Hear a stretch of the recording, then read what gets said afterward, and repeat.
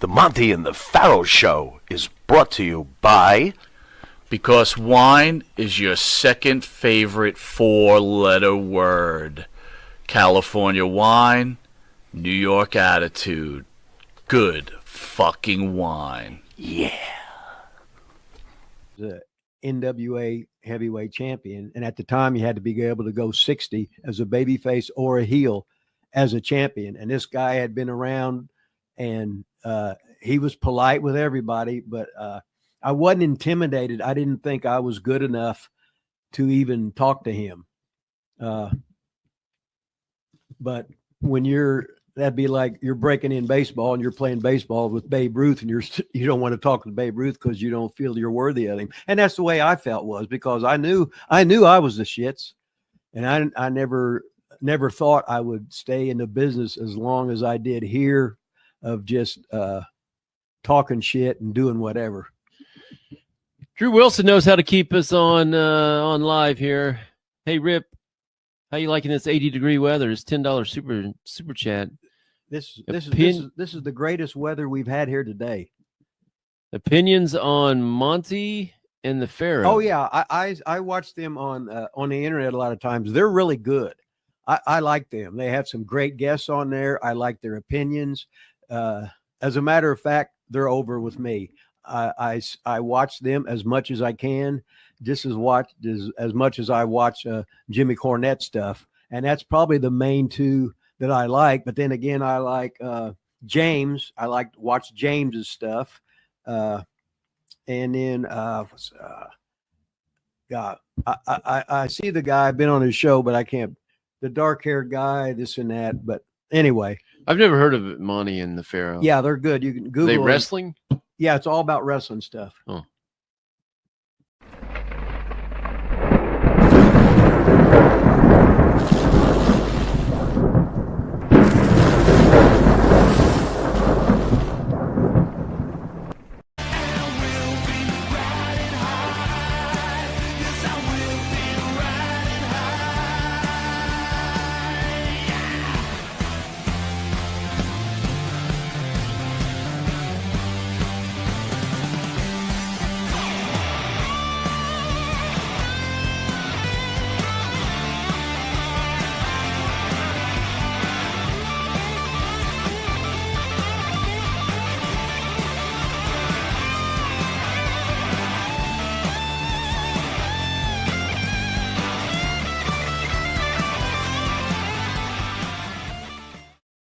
Welcome back to another Thursday night on Long Island's number one pro wrestler broadcast, Monte The Pharaoh, only seen here out of Monte's Man Cave and there out of Wahoo's Saloon. Soon we'll be back at Studio Jimmy. Very, very soon.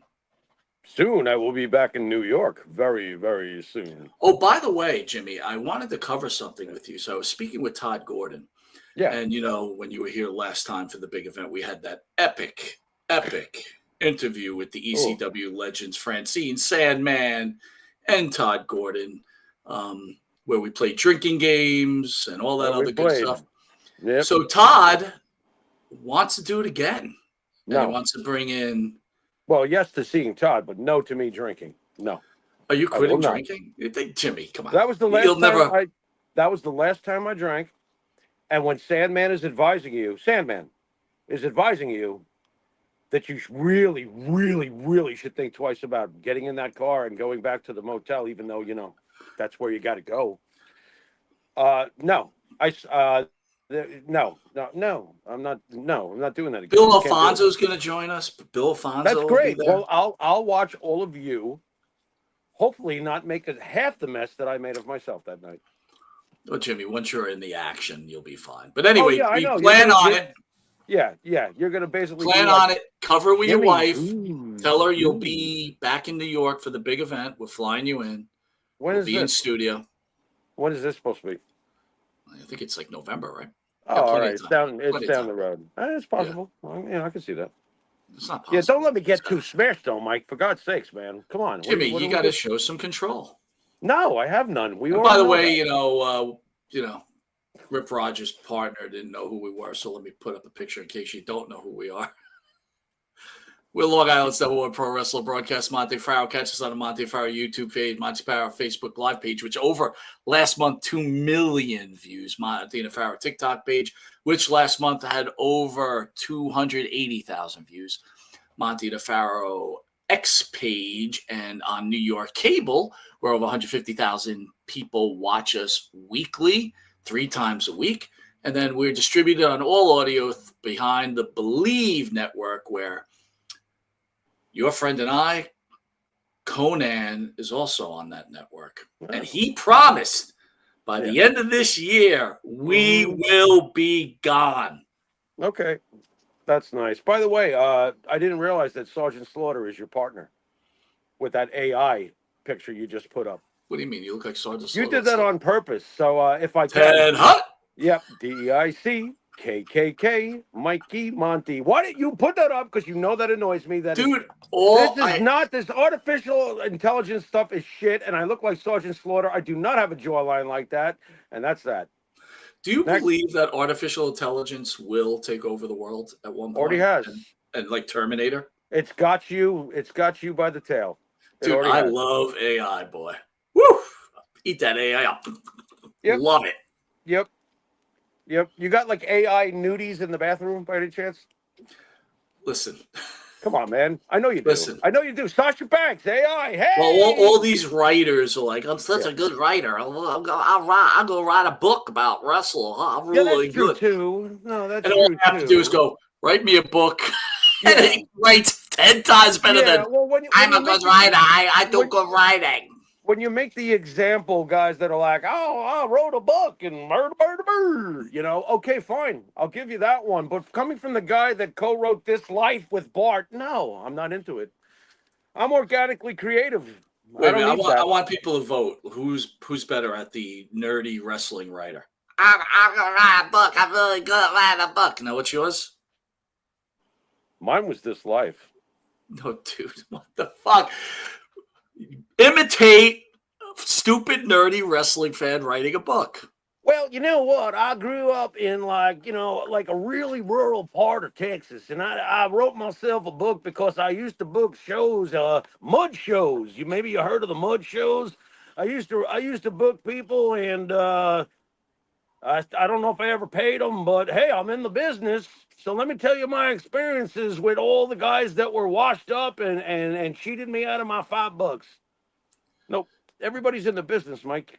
Dude, have you ever been to a mud show? No, and I never will be after what we heard about him. No, thank you. Gary was like, where am I? Where am I is right. I've heard the terminology mud show. No, thanks.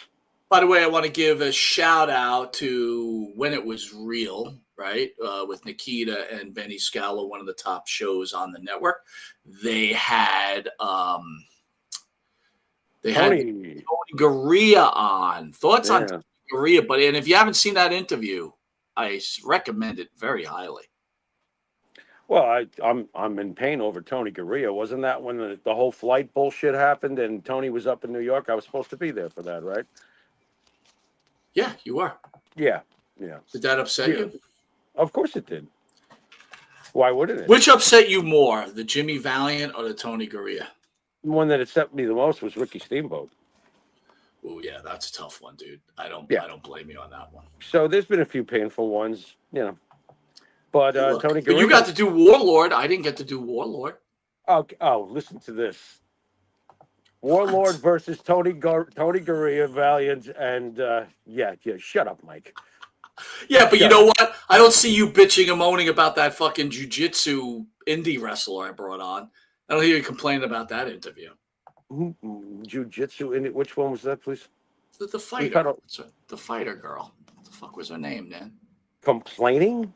Why would I complain about? You didn't say like, "Oh, I missed that interview."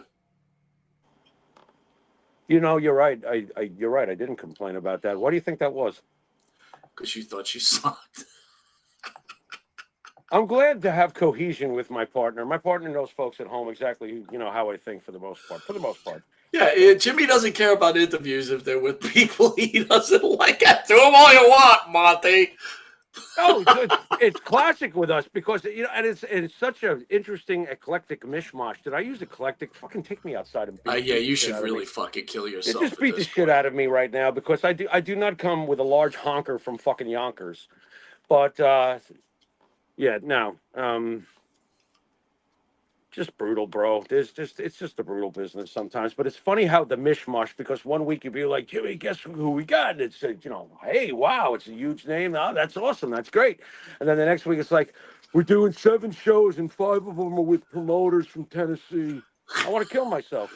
Dude, listen. I want to kill myself. To be fair, you know I what? mean, You they haven't said always turn anything. out to be interesting. I'm They always talking turn out into to my be microphone. interesting. It's not even on. That's awful. That was awful. What? Oh my God, that is just You've been awful. heard. Wait a minute, I've heard you the whole time. Are you telling me the folks at home haven't heard you? No, I think they could hear me. I think. Oh, thank God for that. I mean, Well, you know what? boy. Let me check the chat. I think somebody would have told you by now, being 11. But you know what? It's difficult producing, and I bet Pharaoh What? Hold on. What now? Oy. Feel like who cares when Monty interviews? What the fuck? I gotta put my glasses on, dude. I suck. RJ, don't get mad at me, dude. I just can't read with these fucking RJ, glasses. what's up, RJ? All right, hold on. We're gonna read some comments. Okay, hold on. Sure. Let's get this. I bet Pharaoh will feel like who cares when Monty interviews James from WSI. I think you'd be angry that you didn't interview him, right? Who's that? Eric Sims, thank you, buddy. Janaya What's up, Kai. Janaya Kai. Yes, you're 100% correct. You are 100% correct. You did not care about Janaya Kai. I missed that interview? We've done so many. Yeah, that's how important it was for you. No, You're sitting there telling people to stop defending Benoit. About half of you motherfuckers voted for a rapist for president by the name of Trump. Who fuck are you to talk? And that's from Keeping It Redneck. He's angry, boy. Dude, I might leave the glasses on just to read some fucking comments because we haven't gotten to the comments in a while, okay? Yeah. All right. Jason Morning, hello. Hello, Jason. Hey, Jay. How are you? What's up? Doug Fisher, good evening all. Doug, how are you? Benny Scala, we're just talking about your great interview with the great Tony Gurria. You and Nikita were fantastic. Yeah, by the way, Mike, I got to throw this in. I'm thinking about doing on the Baseball Bums, which is on Sundays with me and Benny the Player Scalar. I'm thinking about burning a Biff Pokeroba baseball card live on the show. What do you think? I think that'd be great. He's gonna yell at you soon. Good. Phil DeCesare, happy Thursday. Douglas Fisher, how are you, buddy? Who else we got in the house? Let's be battling the Knicks on a Thursday. Robert Brown, Lafayette, Indiana, doing building. What's up, Al? Yes. What's up? As your Pacers are about to dismantle our team. Robert Brown, I agree. Chris Benoit observes no praise, whatever, not after his actions. Well, we're going to get to that, guys. Got to get set up. Mr. Z in the house. We spoke to Slaughter's agent, Mr. X here. Wait, Mr. Z. I saw Benoit wrestle when he was in WCW. I sat front row. I was shocked how small he was. Yeah, he was a small guy, but he was big small guy. I saw him live. He was a granite Mr. statue. Z, we spoke to Slaughter's agent. Paul Shaw, how are you, buddy? Never.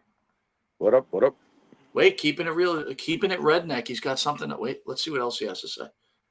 Because these Trump haters, Donald Trump haters. So far, Benoit's brain with severely damaged to the point where he cannot be held legally responsible for those actions, including the police report. There are so many inaccuracies. See, we're not getting into it this early, bro. I'm sorry. I will not be dragged into this early.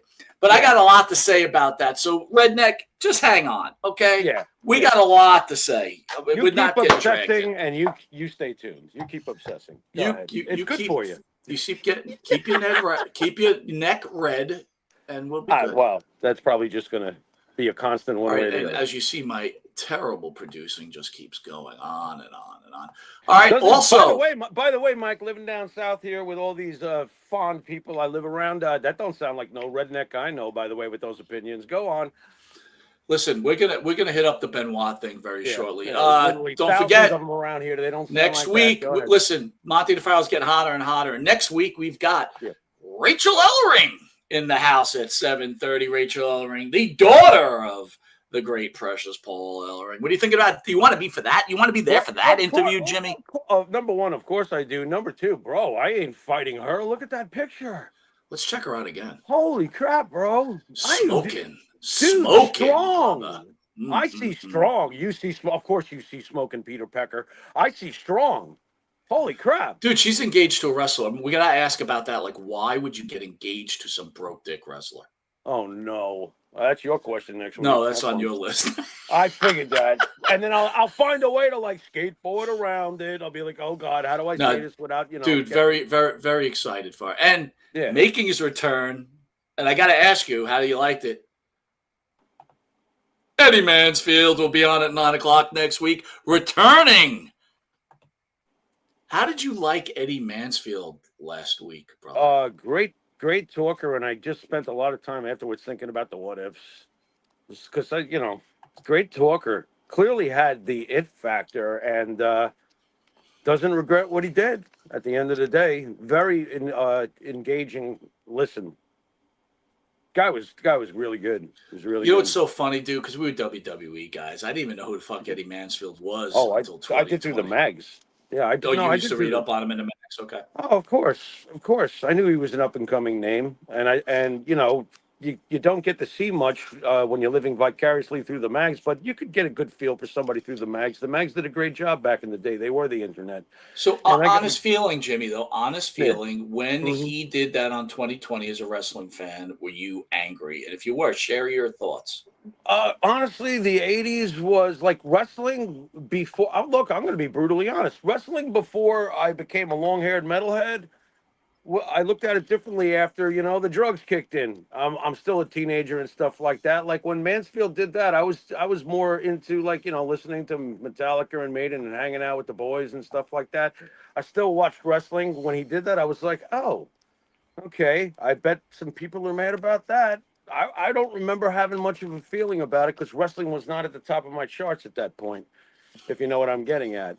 So I just remember him doing it. I wasn't pissed off about it. I was more hyped up when David Schultz slapped the shit out of Stossel. I love that shit. Yeah, as a fan, I don't feel like fans need to be flag bearers for the honesty and truth of the sport. You know what I'm saying? Like we always knew it was a show. And then when McMahon came around Jr. and got Hogan and everything, we knew it was a show. To the degree of realness, that's for us to judge as we watch as fans and suspend our belief. But it's not our job to be flag bearers. Look, if Hart wants to say stuff all the time, Bret Hart's earned that right. But fans who are like the protectors of the guard on the internet, shut the fuck up, bro. You're not. This is where I will back Bubba Ray. You're not behind the fucking scenes. You don't know how the guys were with each other. Don't be a flag bearer, torch bearer for it. Who needs you? Shut up. There's too many of those. Wow, you went on Bubba Ray's side. That's shocking. Well, I am in that case. And listen, there are exceptions. Like if you're Bill Apter, of course you say whatever you feel, Bill Apter. You've earned that right. If you're Dave Meltzer, I've been saying shut the fuck up for decades, but that's me. I get it. You know? Well, again, Rachel Ellering, and then Eddie Mansfield, and then, boy, who else do we got coming up? Eric Embry is coming up. He does not do many interviews, but people love to do Monte The Pharaoh, bro. For all the Monte The Pharaoh haters out there, and there's a lot of you, guess what? We're large and we're in charge. Got a large jawbone. AI. Look at large jawbone. Yeah, and as for the haters, you are severely outnumbered. My God, Michael, what is that? Well, Jimmy, we're going to cover a little news, man, as I get down our script here a little bit. Okay? Yeah. Are you ready? The average American woman weighs this much, according to a recent article reviewed by Dr. Craig Pruckmack. The average weight for women in the U.S. is 170.8 pounds, and the average height is 5'3". Now, folks, remember these numbers are mathematical averages, not personal standards. Everybody's body is unique. And, this is being PC in an article, Jimmy. God forbid you say your statement. You got to protect yourself because someone may sue you over this. There's no one size fits all when it comes to health. A Hims and Hers survey found that 83% of Americans aren't happy with their current weight, and most are looking to lose an average of 42 pounds. So if you're on a journey, you're not alone. Jimmy, thoughts? Well, I'm laughing at this. Everybody's body is unique, and there is no one size fits all when it comes to health. Now, hold on a minute. Didn't we have it rammed down our throats when we were growing up to not eat certain foods and to be as thin and as in shape as possible, and to be fat was a death sentence and all this other stuff? Did something change where being largely overweight is good for you? What does this mean, one size fits all when it comes to health? What is this crap ass inclusive comment? Okay, if you're severely overweight and you're going to the doctor and the doctor's telling you that, you know, your body condition has to change. Mike, we've seen some very large folks in this business get cut short. All right, so one size does not fit all. These are dangerous bullshit mod messages. One size does not fit all, and yes, everybody is unique, but don't give me that crap that one size fits all. It's not good to be severely overweight, just as it's not good to be severely Well, underweight. Jimmy, to be One size fair, does right? not fit Growing all. up as kids, there used to be a show which was what was it? Conjunction Junction. What was that show? What's your function? It wasn't a show. It was a short that would occur. Yeah, what was the between name of Saturday that though? What was the name of that? Do you remember? Schoolhouse Rock. Schoolhouse Rock. Yeah. Part of Schoolhouse Gotta be Rock, I old. think it was Schoolhouse Rock, Jimmy, is Yeah. they had diet like kids what you should eat. Right. And literally growing up on that cartoon, if you could find it anywhere, YouTube, whatever, right? Me and Jimmy of a certain age, they pretty much told you to eat pizza. You had to have the food groups: bread, Explain the 5 food cheese, groups. Right. The 5 right? food. Yep. Yeah, 5 food and groups. Yep. guess what? Yep. By Yep. today's standards, if you went by that food group, you're fucking dead at fucking Right. 50, man. You know what I mean? Right. Right. Yeah. And our parents were telling us to eat this way because they ate this way. You know, so all of a sudden, one size fits all. Fine. So let Go me out ask and you, eat a a double layered chocolate cake. Go for 170-pound it. woman, Yeah. that's heavy though, right? That's it's saying the average woman is 5'3", 170. So basically, you're telling me the average woman looks like a boxcar. Yeah. Which you know what though, I got to be honest, man. Sure, there's plenty of in shape ladies out there, but from what I've seen, because I'm near the beach, you can see that those 200+ pounders are definitely bringing that average up to 170 point. I got to ask you this now that you brought that up. These are just observations, by the way. Yeah, but folks. here's an Don't get mad. observation for you. In Yeah. Florida, right? It's beach weather. It's beautiful, 100 degrees, blah, blah. Everybody's on the beach. Yeah. Is there a lot of like really heavy set women wearing bikini bathing suits over there right now? I don't get enough time down on the beach to be completely sure, but I've seen some Yokozunas. Why? What, like, do you feel like you want to say something like, yo, No, I don't want one to say piece? something. I want to excuse myself, go to the bathroom, and get rid of the lunch I just tried to digest. I mean, not that we should bear wearing no shirts. We should wear shirts on the beach too. But Oh, absolutely, I agree. Yeah, nothing what I worse mean? than an old hairy scorpion. you're right, dude. Yeah, no. Hey, listen, no, Father that's me, by the Time, way. Father Time has no, whatever. Oh yeah. I always say, I used to be a lights on guy. I am a lights off guy now. I've always been a lights off guy, but I'm from the dark side. So. Some sad news from the podcasting world. What? Just recently, yes, some sad news from the podcasting world. What's that? Just recently, I know you don't like to talk about him, but Lee Cole announced on his channel that What? he has to go in. There seems to be issues with his anus that he has to have. Man. No, this is serious. I'm not kidding. He Oh. announced this on his channel. Okay. All right. Go ahead. And, he has to go into the doctor. He's got some anal problems. So we want to wish him the best of luck. Yeah. Yeah. That's not. No. That's We're not good. hoping they get that gerbil out of there. And, the quicker they get that out, you could. There's a gerbil. Is that a gerbil? That looks like a squirrel. Is that a gerbil? That's a gerbil, dude. Well, I got shades on it. It could very well be a rat. Well, anyway, when they get that out, he'll be able to get his 100,000 viewers and subscribers, and AI's done a good job and get your silver plate. How do you get a gerbil jammed in your? I don't want to know. Well, anyway, can you wish Lee the best of luck that they get that out as soon as possible? He did announce that on his show that he has some kind of anal problems, dude. I'm just trying to tell you. Rectum, Fucking killed him. I knew that was coming. Of course. So this morning I wake up to a message from It's Sean. two-time Hall of Famer, Yeah. Sean Waltman. Yeah. While he's a fan of the show, he expressed his disappointment, and this is what he wrote. I'm sorry, guys. Let me just read what he wrote. Okay. Got a message from Sean Waltman, a.k.a. X-Pac, regarding our Bob Backlund interview. He said, while he's a fan of our show, he expressed disappointment and he felt we may have exploited the legacy of the great champion, Bob Backlund. I did respond back to Mr. Waltman. He did not respond. Thoughts on Mr. Waltman's comments of our Bob Backlund interview and your notoriety for exploiting wrestlers, Jimmy? My notoriety for exploiting wrestlers. I didn't know I had any notoriety for exploiting wrestlers. If that's how you look at our approach, well, I can't help that. That's your opinion. As far as the interview with Backlund, I remember, if I'm wrong about anything, Mike, step in. I remember that we had agreed contractually to have him for 2.5 hours. We were very excited. Bob Backlund is from our earliest days, and he's the man. When he came in, it was a great interview, and he answered the questions great. But we did notice towards the end of the interview that he was getting tired, and we were only about an hour and a half in, but we both knew. It's funny how, when you work with somebody long enough, Mike and I both knew that we needed to wrap it up without saying anything to each other. We knew it. And we closed the show out.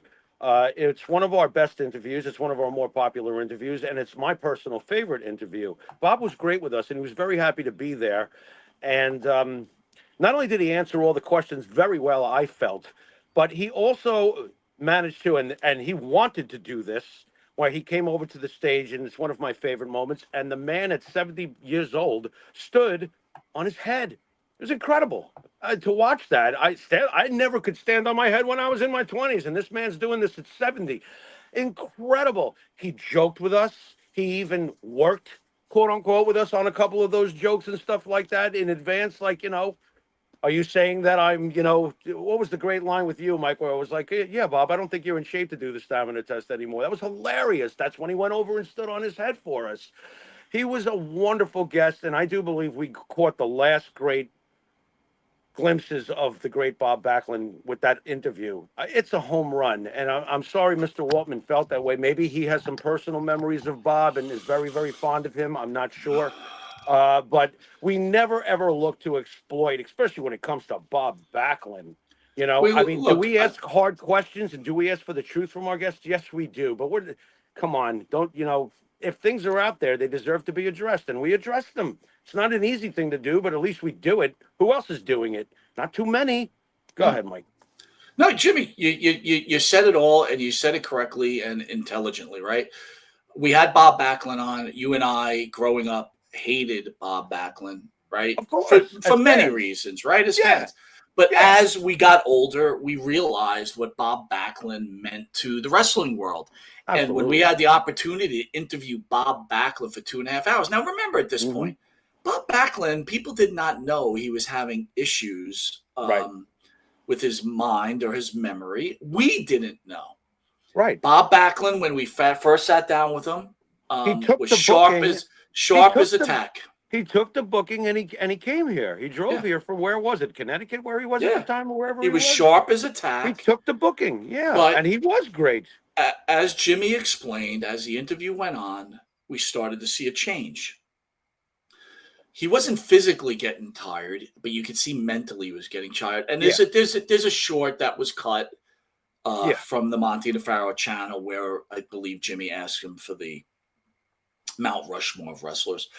Right. And clearly Bob just flat out misunderstood the question. I don't think it had anything to do with Alzheimer's, okay? I think it had to do with he misunderstood the question. Right. The point that we realized Bob was getting tired is Bob started getting confused between wrestlers. And that's when we realized, look, I remember the conversation with me and Jimmy at the table. I looked at Jimmy and Jimmy goes, he's getting tired. I said, we got to cut this. Jimmy didn't go, oh no, we got to get the 2 night with Bob Backlund. We got to get Oh, it. heck Jimmy's no. like, no, we got to cut No, the interview. of course. Now, again, do we have hard questions? Absolutely. Do I Yeah. understand where Sean Waltman is coming from, Jimmy? Yes, I do. Yeah.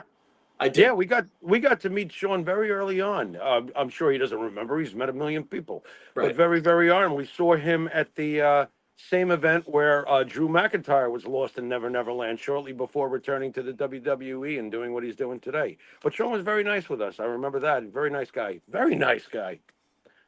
And appreciate his opinion. Look, and if you really look at our track record, well, when we do ask a question, and it's always, you're free to answer it any way you want. If somebody really doesn't like the question, we don't press. No. We move on to the next Listen, question. there's people out there. We'll get into the whole Benoit thing, come but there's on. people out there with the Curtis Axel question, which everybody was up in arms. So, not everybody, some people. How dare you ask that question? Wait a minute. Not at Your all. father- We've asked it to many others. But and they've the answered all thing, answers. but Jimmy, his father, according to what you read, Right. passed away from a cocaine overdose. Yeah. If that's your father, why wouldn't you be mad? It wasn't like he got hit by a car. It wasn't like he had a heart attack naturally. All you're asking is under those circumstances, as to what the public has been informed, did you have that emotion when it happened? It's a simple question, and if you don't want to answer it, we move on to the next one. Exactly. And many have been asked that question, and 99.9%, Joe was the only one that I've ever had that kind of response, and we dealt with it. And after the show, when we were all talking, he had a good time and would love to come on again. That's The it. end. That is all. So all those triggered folks that really have nothing better to do with their time than obsess over this channel. Wow. First of all, I'm flattered. Second of all, I'm bewildered. You're weird. Move on. Next. All right, we're taking a little shrapnel as recently as yesterday. John Laurinaitis has officially been dropped as a defendant in the lawsuit filed by Janelle Grant against the WWE and Vince McMahon. Here's what we know. Laurinaitis has agreed to cooperate and provide evidence in the case, according to the joint statement. This is part of a confidential settlement and is described as a pivotal next step towards holding others accountable to the claims against him. Have been dismissed with prejudice, so it won't be revisited. So basically, Jimmy, and I'm letting you take the floor. Yeah. He was granted immunity. Yeah. Right? Hey, don't sue me, and I'll be the backstabbing worm fucking piece of shit every wrestler who's come on Monte and the Pharaoh said I am. Jimmy? Yeah, exactly. The only thing that's been prevented is Laurinaitis. He just bailed himself out. That's all there is to it. What is going to be the end result? I hate to be a pessimistic realist about this whole thing, but nothing's going to come of this. Vince McMahon is not going to wind up in jail. And that's that, And if he does, then I'll be the first one to say, not only was I wrong, but I'll be just as angry. Well, Jimmy, this has now become a civil suit, right? So there's no Vince McMahon and going to jail is over. Anyway. It's over. Okay. So now it is how much money is right. All about money and Laurinaitis protecting his own ass. And like you said, where's the cheese? Because this is a rat bastard. The end. So here's this. Yeah. Your main witness, I guess, in this case, and the people that hate Vince McMahon. Out the window before but hold on, your main witness is a guy who married a woman. She ends up with brain cancer, and he's out banging Janelle Grant, and then he's saying that Vince McMahon coerced him into doing it. I mean, this is your key witness? Yeah, this is your guy? Let me get this straight. You made me fuck her. Yeah. Dude, this is so weak, like I said. And you know what? Jail notwithstanding, nothing comes of this. Whatever, nothing comes of this. If anything, Vince has to write one more fucking check, and I don't even know why he didn't. Which is bullshit, Jimmy. Which is bullshit. Bullshit. Of course it's bullshit, but this is the damn process we've allowed to exist in this country right now. Number one, she took the money in the first place. Okay, now you're a millionaire because you lived in the same building with Vince and he spoiled you. And you knew damn well what you were doing. You spread your legs willingly. Don't tell me that he was standing there spreading your legs for you when you were doing the jobs you were doing. Okay, you took a lot of money for unethical purposes, allegedly, and then you got paid off for unethical practices, allegedly. What the fuck? You've already gotten $1 million for living in the guy's, apartment. This is all about money. More money, more money, more money. What about the money? All the extra money from all these marks that love to complain about the product that Vince gave for the decades and decades and decades. What about all those wrestlers who have come on our show, hundreds of them, and have come on our show and said that they prayed to be on a card with Hulk Hogan? More money for them. More money, more money, more money. Do you think that without Vince McMahon's idea of how to present wrestling on a global standard, that the wrestlers today would be making the money that they're making? The answer is no. Okay, so monetarily, Vince has been great for the pro wrestler. But let me play devil's on a advocate. Big scale. Let me play devil's advocate because we're going to talk about by all Chris means, Benoit. But don't give me an example of some independent territory in New Jersey with a guy in a sweater and no ambulance help when he what I'm trying to say to you is it almost falls in the lane of Chris Benoit. Hey, he was a great wrestler. You shouldn't hold his wrestling accountable for his morality. Again, I'm not comparing Benoit and Vince McMahon. A double standard joke, though. But you're right, though. There are those who want Vince McMahon crucified on live television, but will apologize for a guy who killed his family. There you go. There you go. And you want to engage me in a civil conversation, huh? You're the rational side. You're the rational side, right? And then again, your key witness is a guy who sat and banged Janelle Grant, and who knows who else. Oh, God. Right? Come on now. While his wife is with brain cancer. This is your character. This is your character witness. Yeah, it's your character witness, yeah. Yeah, okay. Whatever, man. Listen, everybody here, by the way, including Vince, for the most part, from what we've been told on the internet, what we've been fed, no one here's got any character. So people have gotten their money. Get the fuck out. Game over. Done. And how about the hundreds of wrestlers that have been on the show says Vince McMahon has helped him numerous times? Oh, God. Right? Oh, no, but those aren't sexy stories, and they don't fit the agenda of the headhunter, the internet headhunter. So it doesn't fit their agenda. That's the way that works. We didn't get to talk about this last week, but thoughts on this injury from Zoe?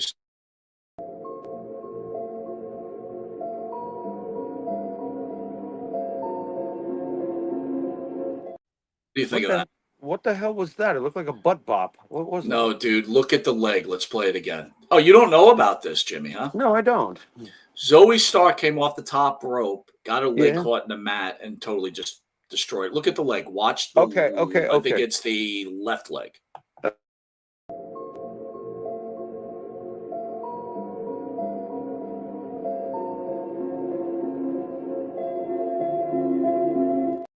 I mean, I think career over, man.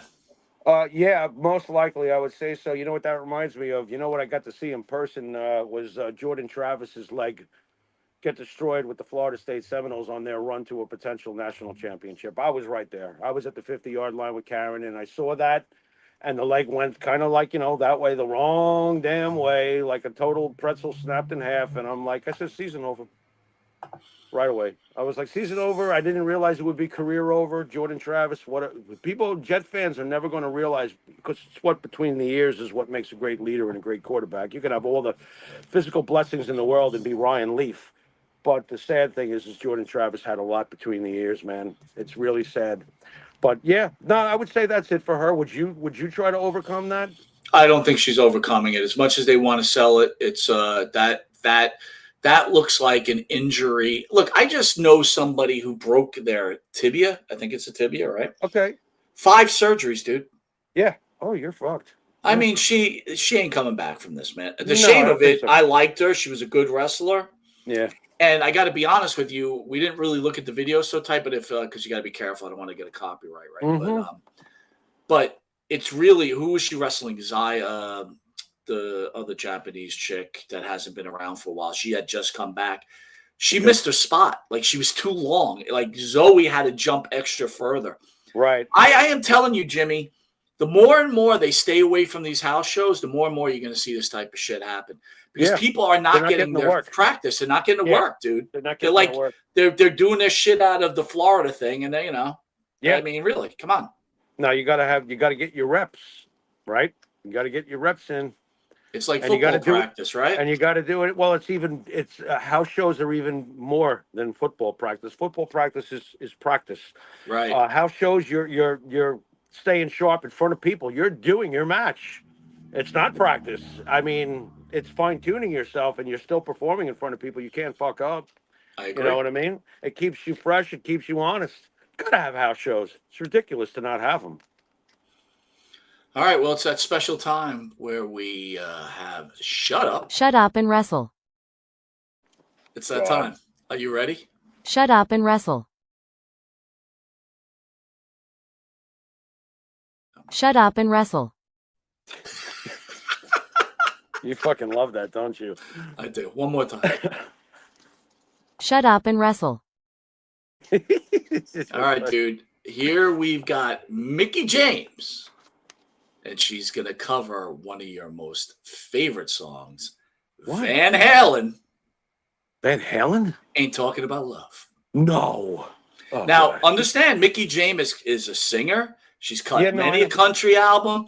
The Yes. wrestling fans out there seem to love her. I'm not a big fan.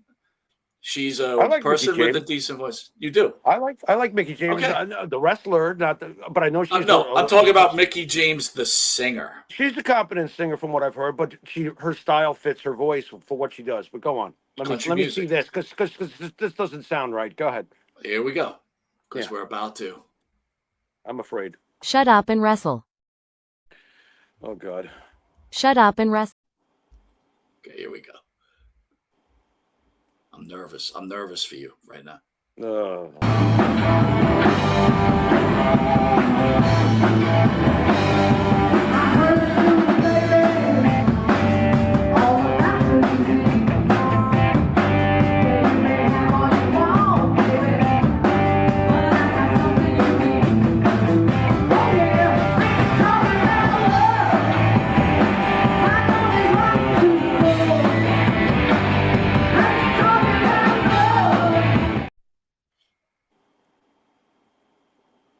She's better than Jeff Hardy. All right. Well, let's analyze this the right way. Okay. Yeah. She looks good. She looks good. I don't. That wasn't what I was gauging there. But go But on. you got to get. She looks good. She's Mickey James. Yeah. Go on. Okay. Do you want to hear it one more time? You want to give it a second chance? Do I have to? All No, right. you don't. You don't have to. No, go ahead. I know All what right, she's give it- doing. But go ahead. All right.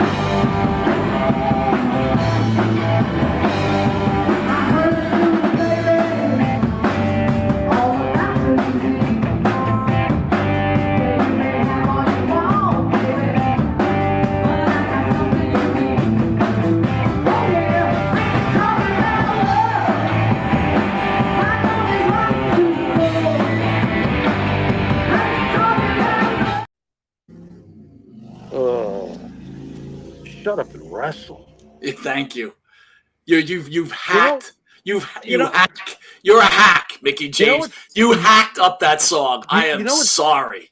You know what's funny? As I'm listening to how she's trying to do it, and I get how she's trying to do it, I'm longing to want to, since we've been forced to entertain the notion of a female singer attempting to sing a David Lee Roth song with Eddie Van Halen.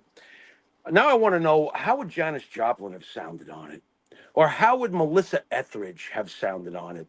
Because what Mickey James is attempting to do is actually the right attempt, but the execution is not there. So shut up and wrestle. And Wait, I would have need you. You know what? That's a very Yeah. intelligent, but I need you to elaborate more, right? For the Well, David Lee Roth was not your traditional vocalist. All right. He was more of a barker. He would bark out lines. So that's what she's trying to do. You know, Ronnie James Dio had a majestic vocal line, but when David's like, I read the news, baby, he's kind of like spitting out phrasing. That's what he does. And then he will sing. You know, he'll throw it in and, oh, yeah, right before the chorus and stuff like that. So she's going for the phrasing approach, but the balls factor is not there. And that's why David Lee Roth pisses on Sammy Hagar's material with Eddie. Because if you're looking for rock and roll, you can't tell me with a straight face that you'd rather have Sammy Hagar and Eddie infatuated with keyboards than Eddie Van Halen when he was becoming the Eddie Van Halen we all know, the guitarist Eddie Van Halen with that ballsy David Lee Roth on vocals. So that's what made me think of Janis Joplin or a Melissa Etheridge, because those ladies got balls in their voice. So I would like to have heard what they would have sounded like. She used the right approach, but she still is a country singer and damn good at what she does. Stay out of this lane. Shut up and wrestle. Pretty well done there, Jimmy. Pretty well done. Oh man, that hurt. I gotta say this, dude. I think country singing is easier than rock and roll. Or you don't think so? Well, you know what it is that I think that if you're great at whatever kind of music you are, there's nothing easy about it. All right. It may be more pleasant and smoother to the ears, country music, than heavy metal. And on an octave scale, you're never going to compare Willie Nelson. All right, so let Ronnie me interrupt you but, and give me your expertise on this. Yeah. I don't think country music is nearly as vocally challenging as heavy metal, rock and roll, No, it's not. rhythm and blues, and right? No.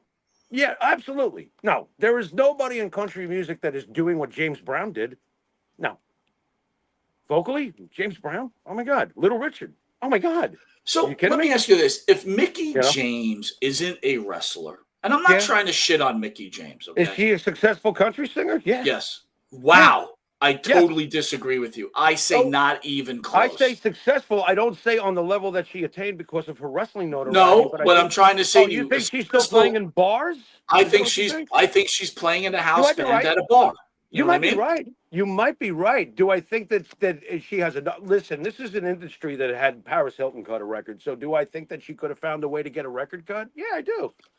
Getting a record cut and being successful would be they are two different things. That is for sure. You know, but I'm very disappointed coming down here. I thought that I would hear more classic country. I don't hear it. I hear this new pop country stuff, and I think it's Jelly Roll. Like Jelly Roll. I don't mind Jelly Roll. Jelly Roll's pretty damn good. Dude. I think Jelly Roll's really good. Yeah, because when he opens his mouth and starts singing, it's honest, it's organic, and he's got power. I think he's fine for what he is. Absolutely.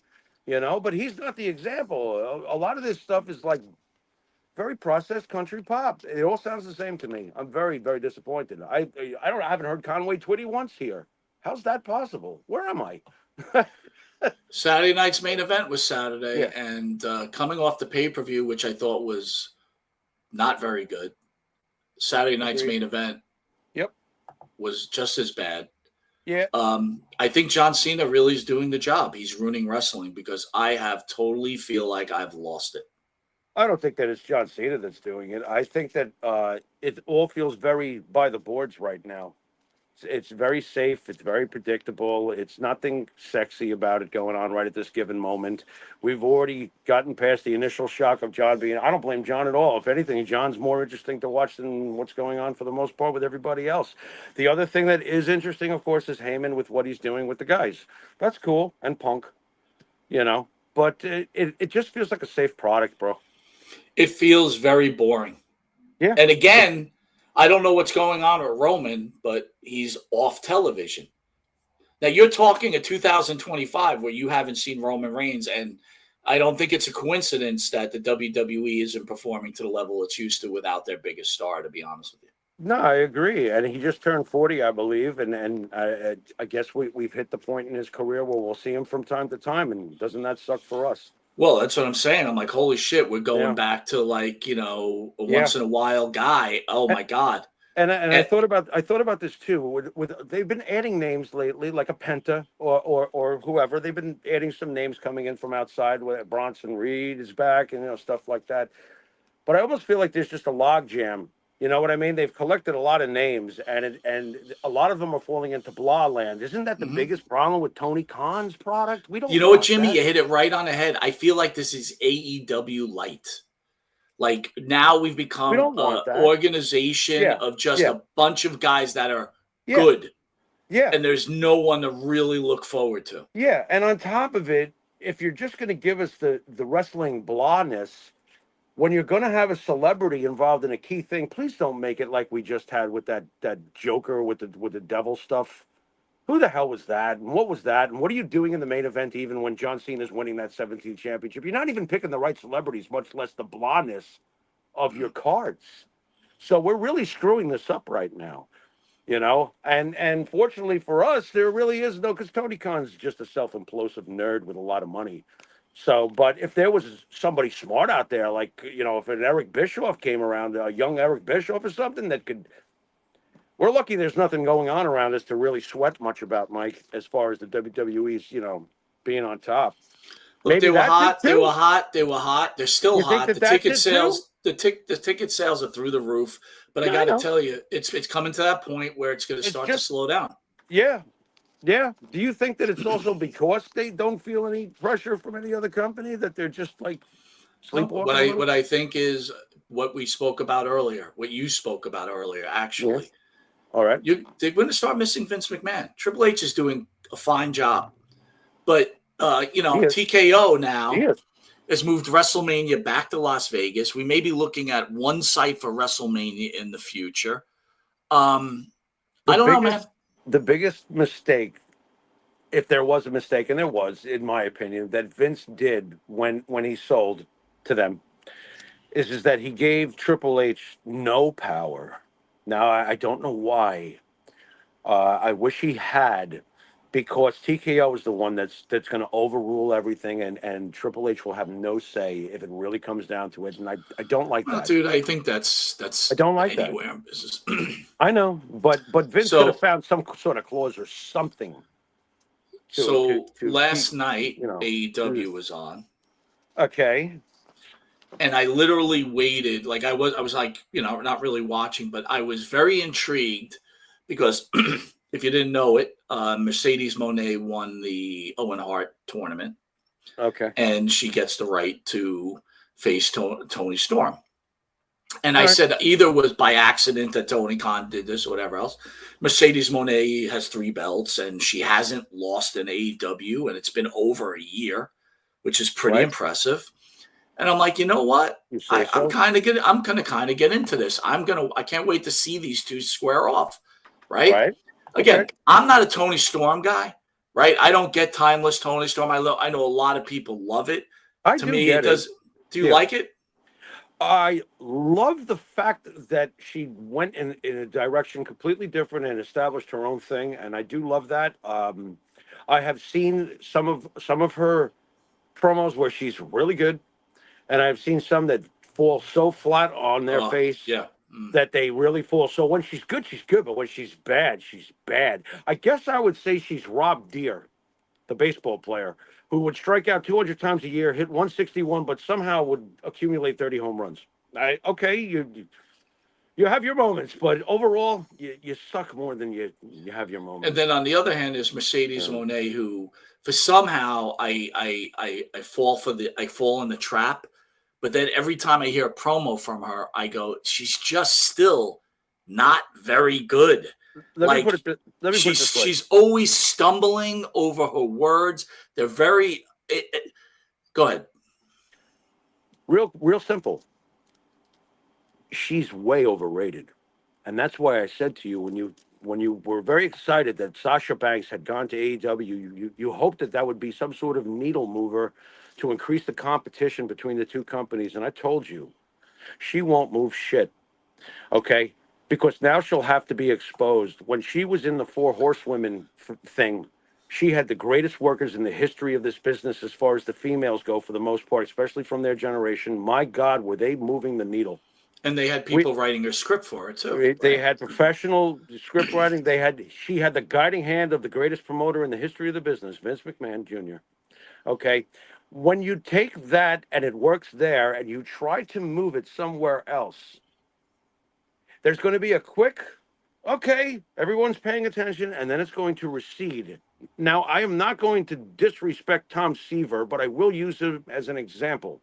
When Tom Seaver was on the Mets, The stage was perfect. He pitched perfectly. He had great teammates around him. They got to 2 World Series. He won 3 Cy Youngs or 2. Maybe he won another one with Cincinnati. He goes to Cincinnati. It's not the same. It's just not the same feel. It's not the same end result. The championships don't come. Tom gets older. Tom goes. Tom retires. Okay? That's how I feel about this. And she's no Tom Seaver, man. Not Well, but I'm I just saying, though, when you go from something great and then you go somewhere else and expect the same thing, it's not going to have the same overall but effect. Sorry. to be fair, Tony Storm, who has somewhat of a following, right? Right? Yeah. And then you've got Mercedes Moné. I said this may be the match that they needed to really put them over the hump. We got to Right. we got to give Could have been. Mercedes Moné the mere fact that she's a very good wrestler, right? That's fair enough, right? She's also reckless. I haven't forgotten that. She is reckless, but she's very good, right? When she worked Tony's with the greats, she could put on a great match and tell a great story and was presented greatly in WWE. Yes. Tony Storm, also very good wrestler. Oh, Not so sure like about her. her mic skills either. Like you said, some days she's kind of funny, and other days she just shits the Excellent bed. some days. Yeah. So, Yeah. but last night, those two shit the bed. It was awful. And I stayed for the whole 20 minutes or whatever it was, right, of them expecting something, and it was just bad. Yeah. I'm not surprised to hear this. I never thought that she would do much over there as far as moving the needle. I actually did used to like Sasha Banks. You remember, we both liked Sasha Banks. Sure. We both liked her, you know. I cannot stand Mercedes Moné, the wrestler, the promo, and the person, because she's really become very clearly in the public eye the obnoxious, delusional. Oh, she's not. She is not too far away from that character. You know, that's what she really is. Right, and it's just, I don't know. Coming from a girl who grew up in a motel room, right? Yeah, and if she thinks it's amazing that how these people can act, right? And if she thinks that one day, if she's afforded the opportunity to go back to WWE and work with Charlotte or whatever, that she's not going to go. Yeah, you're going to go. Jimmy, you need to go. Jimmy, you that boat. That you get that Jimmy, phone call. that boat is gone. Triple H is washing them all out. It's time to switch them over. Right. I don't think Charlotte's getting 17, dude. I was positive when she came back, 17. Yeah. I don't think she's getting 17. Becky Lynch is getting pushed to the side, even though they turned her heel, right? Yeah, yeah. Bailey, I don't even know. They're eliminating the old. You know, what did Tiffany Stratton say Friday night? You guys are vintage, right? And then Charlotte in the Money in the Bank qualifier loses to Julia. I know. Or Junta or whatever. Is it well, Julia? So it's clear that these women, it's over. Yeah. So Sasha Banks is not coming back, dude. That's what I'm trying to say to you. Yeah. Further proof as to why CM Punk is currently saving the WWE. You got to have fucking established big-time stars as you establish your new stars. The fading out is going too quickly. I agree. You know, and if they don't put the belt on Charlotte, why did you bring her back? She's not here to. No, I don't know. It's probably under contract. Who knows? But you know, right? You know what's so funny when Eddie said last week that he would sign Charlotte to AEW and that would be the needle mover. I was like, you know, no. But you know what's so funny, dude? I was thinking to myself, that's a little bit. I thought it might be a little bit ridiculous. But now that I'm thinking about it, he's right, dude. He's right. Like that would be the signing that would change it. I don't think that it would change it, but what I would say though is that instead of Tony Storm and Mercedes Moné, somehow you get it to where the end result is Charlotte and Mercedes Moné, right? And have them because neither one of them are done. You know what I mean? There's still plenty of gas left in those two tanks, and those two could work together. And here we go. So yeah, I do think that night the ratings would be better. Would it be a company changer? No, but if you use that formula on other wrestlers and other matches and bring in people who are the right people to bring in and push them accordingly, then yeah, you're onto something. Yep, I agree. That's it. All right, let's get to the main subject, man. Yeah. So long enough, you and I have been around long enough. We witnessed the whole Chris Benoit thing and career. The internet, you know, the internet continues to have many people who want to sit and defend. There ain't that many. Chris Benoit. Minority. It's just a loud minority. It's a minority, dude, but there's more than expected, dude. How about that? No, I expect it. I'm a big time cynic, and I expect it. We've had a billion wrestlers on, and they all say the same thing. Guy did what he did. Fucking bullshit. Well, the wrestlers that come on don't make excuses. They don't. Well, let me ask you this: we had Chuck Palumbo on, right? Mm-hmm. And Chuck did a really good job explaining it. You got people that write. Look at this mid-carder commenting on what does it matter where you were on the card in a fake sport to discuss a guy who fucking murdered his wife and child. Right. It doesn't matter what your walk of life is. Everybody should be able to tell the difference between right and wrong. I don't care if you're a pro wrestling legend or you work at Jack in the Box. Correct? I agree. I mean, what the hell is that? Look at this mid-carder. What a joke. You know what? And I'll use him too. Rest in peace, New Jack. But New Jack, I thought, was 1,000% accurate and he was pissed as shit. And when he said, with all the abuse I've taken in my life for this sport and in this ring and all the cane shots and going through tables and jumping off balconies and getting my head rattled and like a spaghetti dish, never once did I think to myself it'd be a good idea to kill my wife and kids. Fuck you, Chris Benoit, you fucking psycho. Okay? So, let me just beat them to it. Okay, Mike? Where does this ECW guy get off talking about the legendary Chris Benoit? Chris Benoit, the murderer. Chris Benoit, the one who killed his child and wife, and then didn't even have the balls to hang around and pay the consequences and killed himself. Listen, I watched Chris Benoit's whole career. I was a huge fan of Chris Benoit. Mike, you know what a mark I am for scientific wrestlers? Right. You know I love that shit. I eat that shit up alive, which amazes me when we look back on it, that we hated Backlund so much because Backlund was such a great scientific wrestler. I loved Chris Benoit. Loved him. And if you had asked me to pick out the one guy on the roster that fateful night that would have done something like this, he would have been the last one. But that's where that old saying comes in, Mike. Watch out for the quiet ones. Mm. Motherfucker, I couldn't believe it. I was ripped to pieces internally about it being the mark and the love I have for this business. So let me I was thinking about this, Jimmy, right? So it's like, as wrestling fans, which we are, right? You have to be smart enough, like Jimmy had just said, to say, hey, look, who gives a shit what he did in a fake sport and he gave you enjoyment? Stop saying fake. You're driving me crazy. All right. I know what you mean, and he gave you enjoyment. So I understand that, maybe you had some tough times in your life and you watched a couple of Chris Benoit matches and your dick got hard and you're all excited and he did a great arm bar and congratulations. This may be true. But to continually sit there and he, like, everybody always opens up. Even the haters go, he was a great wrestler. What does that have to do with anything? Well, they want to hide behind the CTE, which is what New Jack was talking about. He says it's a crock of shit, and if nobody got their head scrambled as much as New Jack, or at least we know he's in the top 5% in the history of the business, I'm going with his opinion. Listen, I think Paul Heyman said it best, right? I don't. Maybe it wasn't Paul Heyman. Said it great. But here's the thing. Yeah.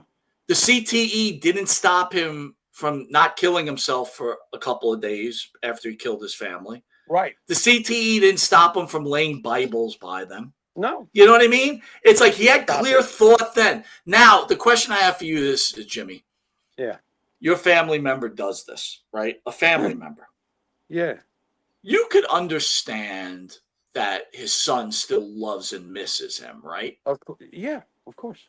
That makes sense to me, right? It's your family member. It's your father. It's your brother. You're angry about what they did and you're pissed, right? But the normal person that had no interaction with Chris Benoit. See, when a guy like so we can name numerous guys who've been in the show to talk about Chris Benoit. But when a guy like Chris Jericho says, or Chavo Guerrero, who were friends with him, they hold him dearly because they were his friends. Yeah. But they're not forgiving him for what he did. Right. No, how can you?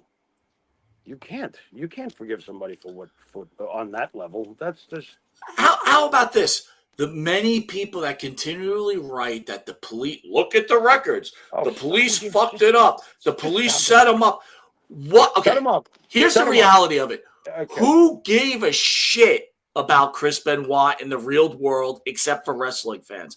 In fact, I would tell you to this day That's ridiculous. that before this happened, if Chris Benoit walked down the street, you knew he was somebody because he was a jacked up little 5'6" guy, Rabid huge, Wolverine, right? Rabid Wolverine. Yeah, I guarantee 8 out of 10 people wouldn't know who the fuck he was. I agree. So let's start there. So I agree. why would anyone go out of their way to set him up? The dumbest thing I've ever heard. Yeah, it's just fantasy land to make excuses, which is really sick when you think about it. That you'd spend all this time doing this. They come into, I can't stand conspiracies anyway. In general, it's just more poison nonsense to throw out there to further get the negative vibe into the world. It's nonsense. He did what he did. The end. Jimmy, conspiracies happen, bro. Okay, I get it. No, I know that they happen, but when you start with this stuff, and by the way, let me get this in. Lay off the resting soul of Kevin Sullivan. Thank you. Stop it. Okay? We actually knew Kevin somewhat, you know what I mean? And we had those conversations with him privately. It's just like he was sickened by that. He was sickened by that. You think that's what you idiots think that's what Kevin was about? That's what Kevin wanted to see happen to Nancy? Are you out of your fucking mind? Let the man rest. And they're still fucking throwing his name out there. That is just internet cancerous troll bullshit. Oh, it makes me sick. I mean, doing the show this long, that's one of the things that we do know, that we can say, because we spent time with Kevin Sullivan. Andrew was very close friends with Kevin, and then we met Kevin, and Kevin was a great guy. And no, what is wrong with you people? Talk about digging in the dirt. I read this off a page called Eddie and Chris. So it's an Eddie Guerrero, Chris Benoit page. And it's an AI picture of Benoit's old, and he's standing at the podium getting inducted in the Hall of Fame. Yeah. I found this photo and thought of a hypothetical speech Chris Benoit would make during his introduction into the Hall of Fame. We won't accept the usual. He'll never go comments. This is purely tribute to Chris's career. Here's part of the speech. This guy spent a lot of time writing this, right? Or he used AI. I don't know. Don't put me through this. Oh, my God. Go ahead. It's exciting to be here. It's been many years since I first laced up my boots when I knocked on Dynamite Kid's dressing room. I was young, and I thought I wanted to be just like him, a professional wrestler. So I trained hard, made many sacrifices, sweated so much, gave it my all, never gave up. On and on and on. And thank you for everything. Thank you for my introduction. Blah, blah, blah. Yeah, now get the fuck out of here, you fucking murderer. How's that, Mike? Am I like, I should be blocking my feelings right now, right? Well, I mean. Get out. Get out? Get out. Nope. And this is what somebody spent a lot of time to put in and put a post up of, huh? And why is it the Chris Benoit Eddie Guerrero page anyway? What's that all about? Well, it's a Chris Benoit Eddie Guerrero page, but I mean, I spent time on a response, and I basically wrote, basically what the Hall of Fame speech should have been, and it should have been, I'm sorry for that for the travesty of killing my entire family, and taking the parents of Nancy's, taking the child of Nancy's parents and, taking the grandchild and destroying families and embarrassing Chris Benoit fans out there. I can't find it. I could read it, but I'm not going to. It's too long. But the point of the matter is, Jimmy, is that, look, you can enjoy OJ as a running back, but once, you can enjoy Chris Benoit as a wrestler. But once someone makes a travesty like they did, this is different than Vince McMahon, right? We asked Francine, is there a difference, right? What do you think? Is there a difference? Between Vince McMahon had an agreed relationship sexually. He didn't rape anybody, even though he's had accusers accusing him of rape. And surprisingly, somehow Vince McMahon always gets his way out of it. Blah, blah, blah, blah, blah. Yeah. Right? And listen, let's be honest here. if I was to say to you, Jimmy, who was more powerful, P. Diddy or Vince McMahon?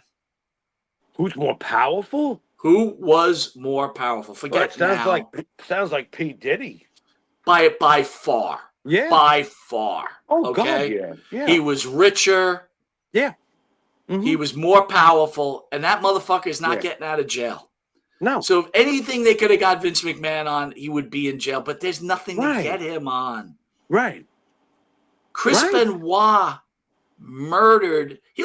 His CTE, right? He still had the wherewithal to call the WWE offices and said he wasn't going to make it. He was late or he missed his plane, right?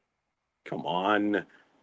Right up until the very end, he was able to coordinate himself beautifully through matches. You think that didn't require brains? I think, Jimmy, that Chris Benoit, maybe Nancy was going to leave him and he couldn't handle it. Maybe. I don't know. I don't, honestly, after all these years, I don't care to know. Let them rest. Stop trying to excuse or apologize for Chris Benoit. He killed them. Then he killed himself. The end. Go find some conspiracy someplace else. You people are sick. You're sick. This is what you do with your free time? What the hell is wrong with you? You know, that I've been fans of plenty of celebrities that have done something, and then I'm like, fuck them, whatever. Fuck them. You're gonna waste your energy on trying to excuse them? Who were they? You know who they were to you? More importantly, who were you to them? They don't give a fucking flying fuck about you anyway. That's That's the biggest part of it. Do you think funniest... if you murdered your wife and kid, Chris Benoit would be on the internet defending your ass? Oh my God, I enjoyed his program so much. Put him in the Connecticut Broadcasting Hall of Fame. Pharaoh deserves his flowers anyway. No. He'd probably come over and piss on my grave, which I would expect him to if I did such a scumbag thing. By the way, I'm not going to go piss on Chris Benoit's grave. I'm devastated by what he did. I'm very fond of his career, but guess what, Mike? I don't watch him anymore.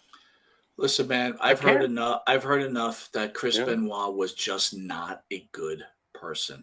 We don't need to hear anything. All we know is that there were 3 bodies at the house, and that he carefully aligned Bible. You know, again, dude, think about the things that he did before that. The way he treated his wrestlers, new wrestlers, the way he hazed people.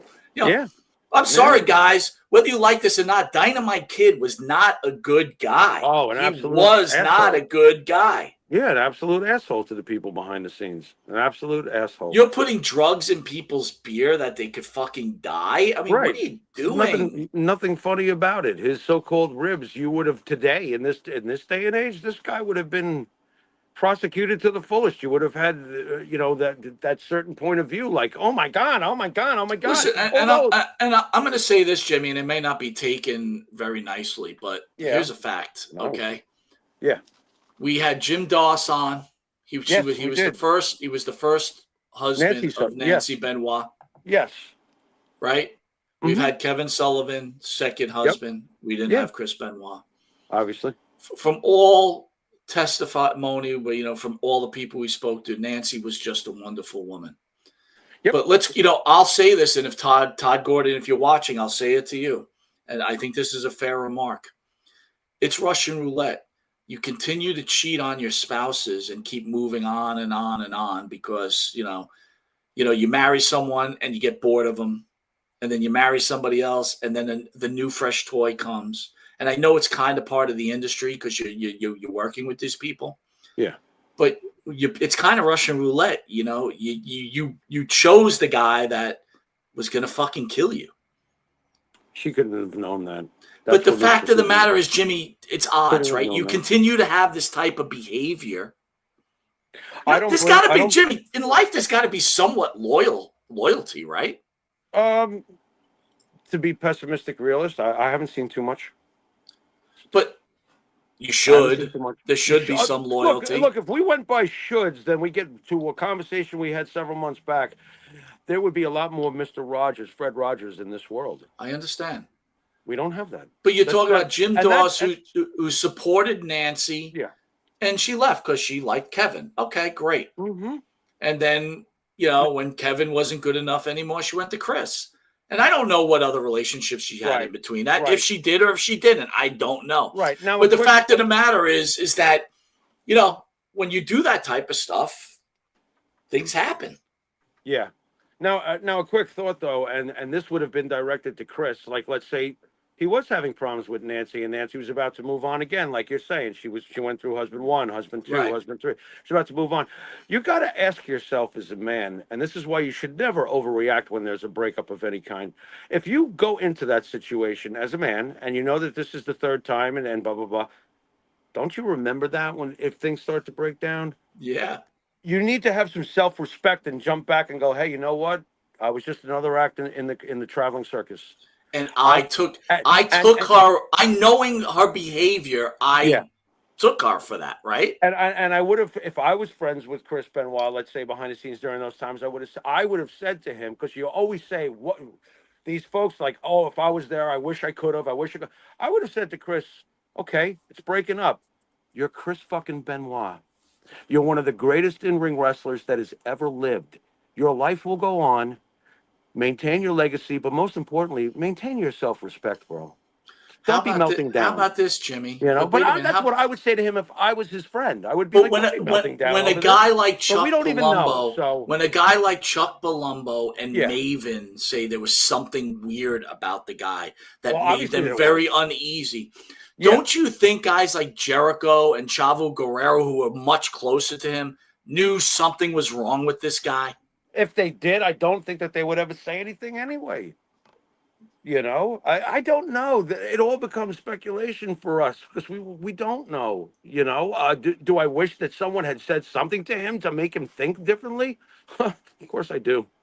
Obviously, there was nobody there to talk to him. Or better yet, it's like, hey, if you were such good friends with Nancy, right?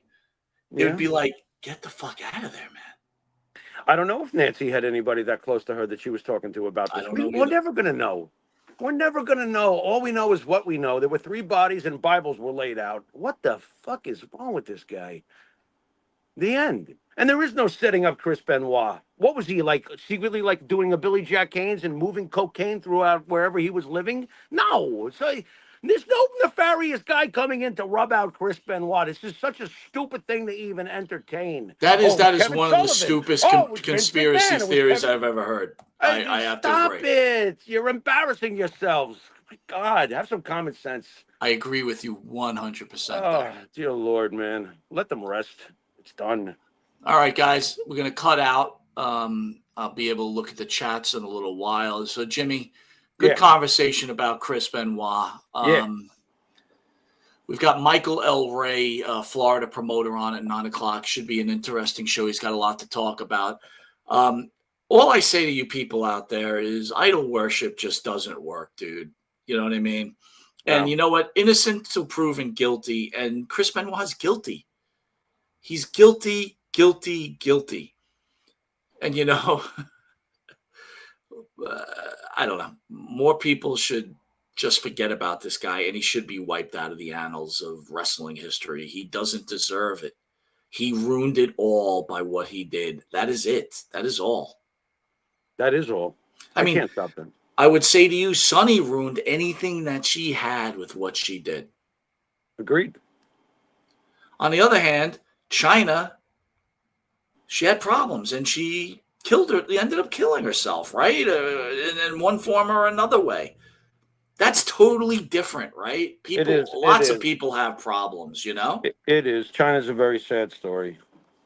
And she should be in the Hall of Fame as on her own.